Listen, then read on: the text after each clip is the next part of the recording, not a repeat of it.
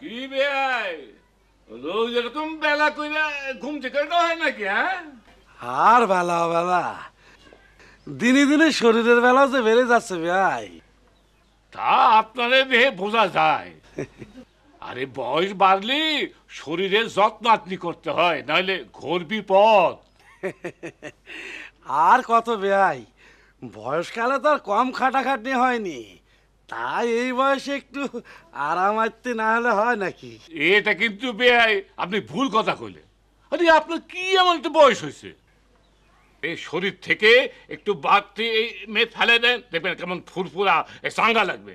আর এই বেআইনের এই আদর যত্ন বেড়ে যাবে। তা পারলি কলাম মন্দ হতো না, কিন্তু তা তো আর হবার জো নেই। এই মরার শরীর খান দিন দিন ফুলে ফেঁপে বেরিয়ে যাচ্ছে। আরে কিডা কইলে হওয়ার উপায় নাই, আর ইচ্ছা থাকলেই উপায় আছে। সে কি রাম? আর এই শরীর চর্চা মানে দন বৈঠক, যোগ ব্যায়াম, এই দৌড় ছাড়, এই আর কি। এই বয়সেও সব যা, কিরম সাল পালের মতো হয়ে যায় না? না না বেয়াই, এইসব কোনো কথা না। আসল কথা হলো সুস্থ হয়ে বেঁচে থাকা। আপনি আজকে থেকে শুরু করেন। এই আমাদের রঞ্জিত না, এই ব্যাপারে একেবারে পাকা উস্তাদ। দিন দশেক ওর সাথে থাকেন, দেখবেন একেবারে ফক ফকা।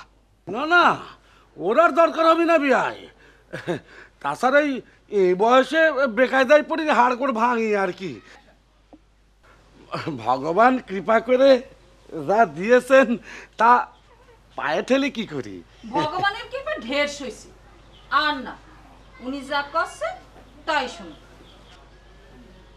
সারা জীবন তো কারো কোনো পরামর্শ শুনলে না, খালি নিজের গো ধরে বসে থাকলে। এবার একটু দয়া করে আমাকে উদ্ধার করো দেখে। আর উনি নিজের মানুষ, পরমাত্মীয়, উনি তো আর তোমার ভুল পরামর্শ দিচ্ছেন না।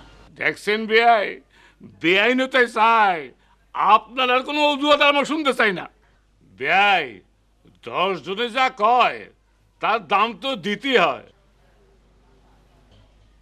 রণজিৎ, তোমার কাজ এখন শুরু করো।